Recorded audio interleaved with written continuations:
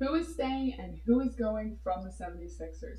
Welcome back to Sixers Digest. My name is Casey Brennan, and today we have a lot on our plate. We are talking GM drama, we're talking James Harden news, and we're even going to talk a little bit about the possibility of the 76ers getting a brand new arena in Center City, Philadelphia. Now, before we get into everything, please make sure you hit that like button, hit that subscribe button, and hit the notification bell so you can stay up to date on all things 76ers and all things Sixers Digest. Now, we're just going to jump right into the Elton Brand news. So, GM Elton Brand of the 76ers is looking at the possibility of a future career change, and Sixers fans could not be more excited. According to Jake Fisher of Yahoo Sports, Sixers general manager Elton Brand, quote, will continue to draw consideration from other organizations about possible team president roles. Now, drawing consideration sounds a little bit too vague for me. However, any news about new management for the Sixers is fantastic news for Sixers fans. If you check Sixers Twitter on this, if you check Sixers subreddit on this, it is unanimous that people are very excited about the possibility of Elton Brand leaving.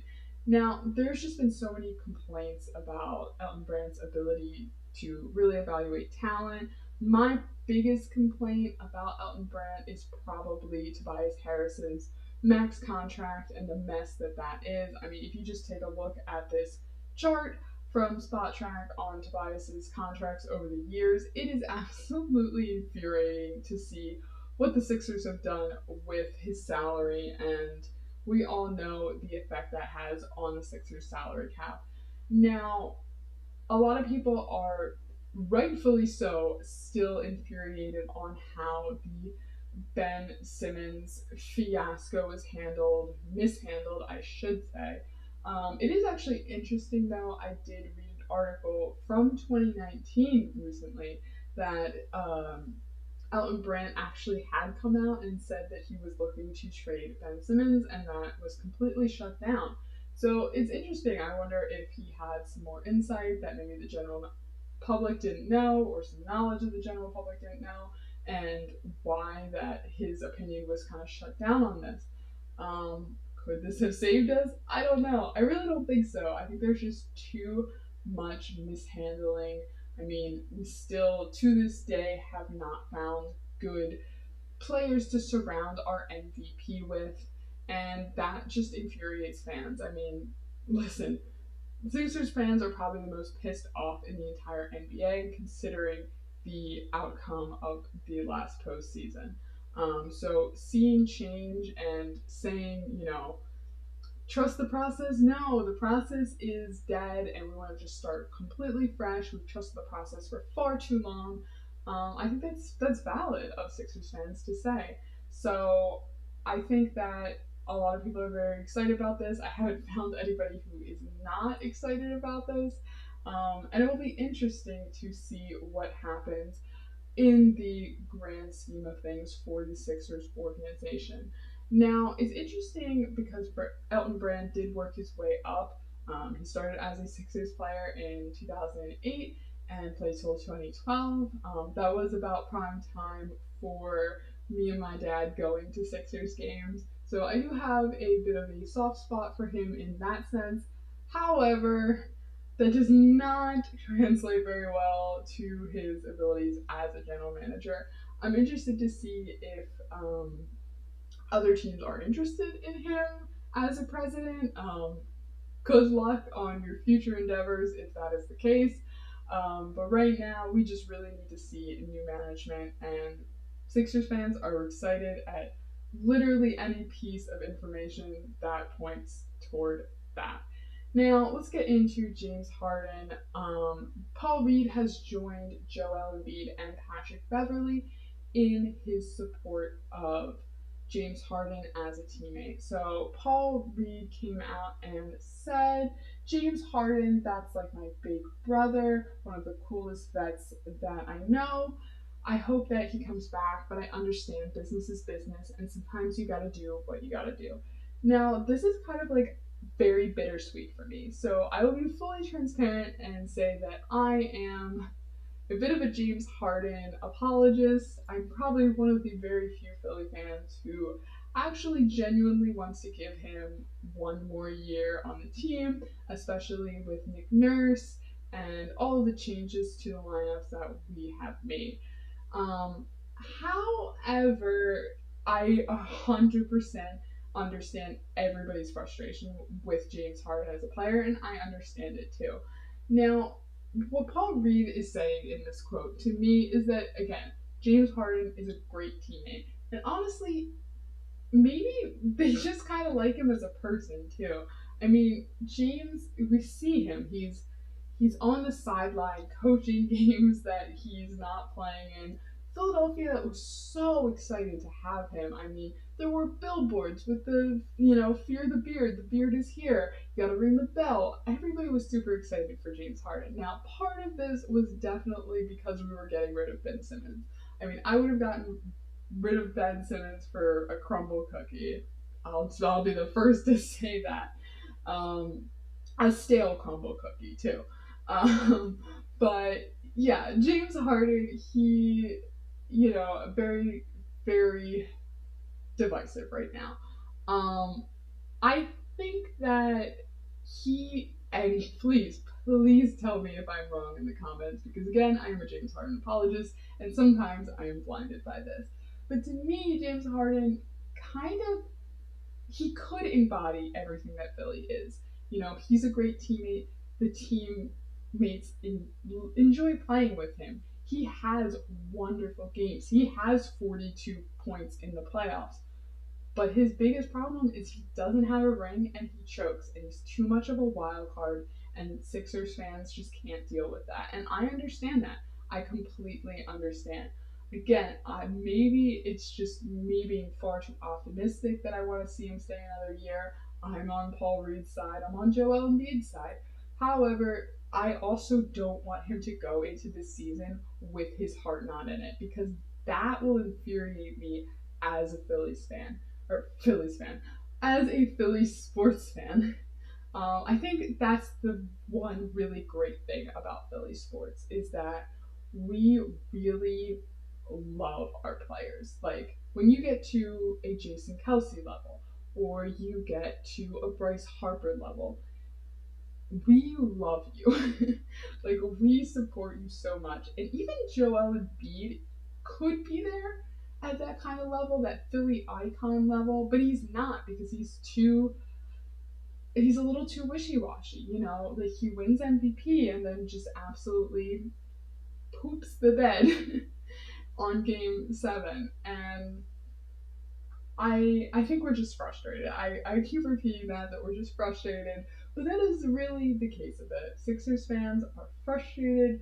We want to see something new, and if James Harden is not in the picture, many Sixers fans are going to be happy. Now, of course, James Harden is going to be very, very difficult to trade. If you haven't checked out our last video, Sean made a really, really good video on Harden from literally when he got traded from Brooklyn all the way to now, and why trading for Harden is going to be so, so difficult. That being said, we just have to wait. The general consensus is that we're not going to trade James Harden until we find a good replacement for him and we feel that the trade actually has value for the Sixers. So please, again, make sure that you are subscribed, because we will definitely be talking about the James Harden trade if it does ever happen at this point. We will be all over it, and we will be all over any news that points one way or the other. And finally, I did want to talk about this. It's a little bit more of a serious topic, but the Sixers are in the process of playing for a brand new arena in Center City, Philadelphia. Now, it's planned to be between 10th and 11th, right next to Jefferson Station. Now, if you don't know, that is very close to the neighborhood of Chinatown. Chinatown is a beautiful, beautiful neighborhood in Philly. It has a lot of culture. I enjoyed going to Chinatown as a kid myself. A lot of my friends are the exact same way. And the Chinatown residents are absolutely against the idea of this new arena. In this past June, there was actually protests about the possibility of this new arena. Now, part of me thinks, if it's not broke, don't fix it. We have this wonderful little sports hub in Philly. You go down to South Philly, and there's Lincoln Financial Stadium, there's the Wells Fargo Center, and there's Citizens Bank Park, and they're all right next to each other, and you kind of all go into the same area if you want to see a game. So I don't know why you would change that, but I guess the idea behind this is to make it more like, oh, we're gonna be like New York. We're gonna have like a Madison Square Garden. The arena's gonna be right dead in the city. You can access it through public transit. Now, here's what angers me about this. Philadelphia is not New York City. Um, the public transit in Philly is nowhere close to the public transit in New York. Currently, the regional rail trains run every 2 hours on the weekend. So if you don't hit the 1 p.m. train, you have to hit the 3 p.m. train. And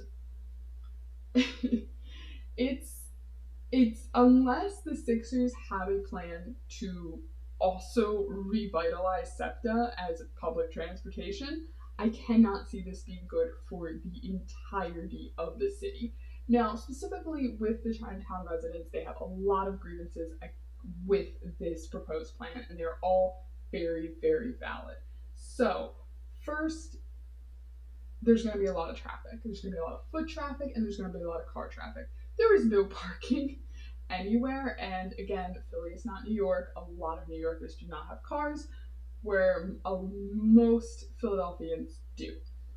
Maybe not most, but a much higher percentage of Philadelphians have cars versus New Yorkers who rely solely on public transportation. Chinatown, thus, at these home games, and not even just home games, but also events in the city and concerts and stuff like that, Chinatown residents are worried about the congestion and, again, all of the traffic.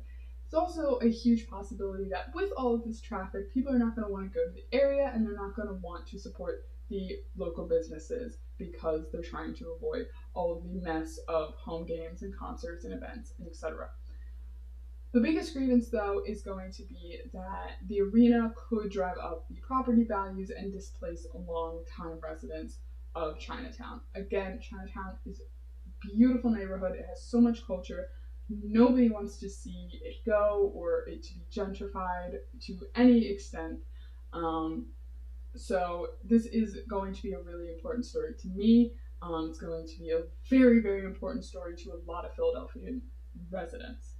Now, according to WHYY, if the Sixers get their way, their new stadium will be up and running by 2031, which is so far into the future, I can't even think about the 30s. Like, that's insane to me. So because this is so into the future, I do think that we are going to have a lot of time to continue talking about this, to continue protesting, and really look at possibly other options, or just, again, if it's not broke, don't fix it. So that is all I have for you today. Please let me know what you think in the comments. Definitely let me know if you live near Chinatown, what your thoughts on the possibility of this new arena is. Definitely, of course, let me know what you're thinking James Harden wise. Tell me I need to stop being a James Harden apologist. I understand completely. And let me know what you think about our GM Elton Brand. If he's going to leave, who's going to replace him, and your thoughts on that. We'll definitely be looking forward to talking more about James Harden news in future videos, so definitely stay tuned to that. And make sure, again, you like this video. It helps our channel grow. Subscribe and hit that notification bell so you never miss out on anything Sixers Digest. I'll see you next time. Bye.